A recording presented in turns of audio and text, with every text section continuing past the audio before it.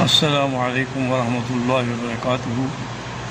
نحمدہ ونصلی علی رسولہ الکریم۔ اعوذ باللہ من الشیطان الرجیم۔ بسم اللہ الرحمن الرحیم۔ کل نفس ذائقۃ الموت۔ وہکذا قال فی مقام آخر مخاطبا لنبیہ وحبیبہ محمد صلی اللہ علیہ وسلم انک میت وانہم میتون۔ صدق اللہ العلی العظیم۔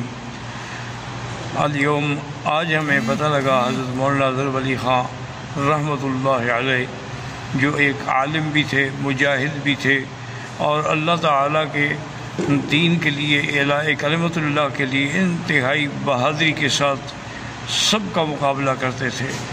تو کچھ عرصہ قبل تشریف لائے عمرے کے لیے، تو ان کی کرم نوازی تھی کہ وہ جب بھی آتے تھے تو مجھے ضرور ملاقات ہوتی تھی۔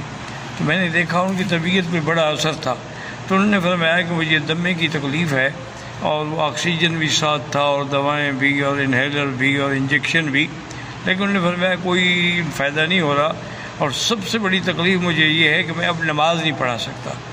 تو میں نے ان کی خدمت میں عرض کیا کہ حضرت ایک دوائی مجھے انڈیا سے آتی ہے، ایک دوست بھیجتے ہیں، مجھے اس سے بڑا فائدہ ہوا ہے، تو انشاءاللہ میں ابھی آپ کو وہ دوائی بھیجوں گا، آپ استعمال فرمائیں۔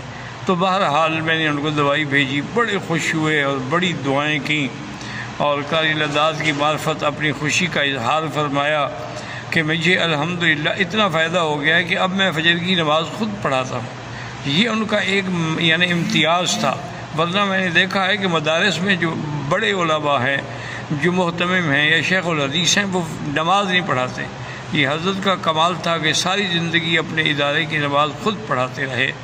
اللہ تبارک و تعالیٰ ان کے درجات بلند فرمائیں، اور اللہ تعالیٰ ان کو جنت الفردوس میں جگہ دیں۔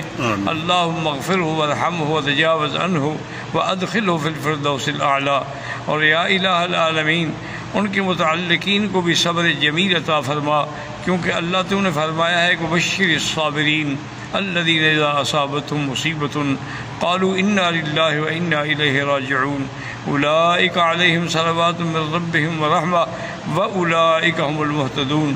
اور میں بھی اپنے تمام متعلقین سے گزارش کرتا ہوں کہ حضرت کی ایصال ثواب کے لیے جتنا ممکن ہو سکتا ہے تلاوت قرآن ہے، صدقات و خیرات ہیں، وہ کریں، کیونکہ ایسے لوگ جو ہیں یہ زندگی میں پھر پتہ نہیں خدا جانے کب پیدا ہوں گے۔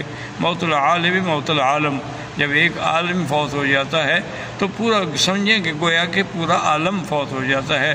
یہی وہ لوگ ہیں جن کی وجہ سے اللہ کے عذاب سے ہم بچے ہوئے ہیں۔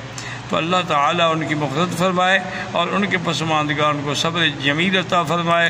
میں محمد بکی حجازی فقیر حرم سرزمین حرم سے، مکہ مکرمہ سے یہ باتیں کر رہا ہوں۔ اللہ قبول فرمائے۔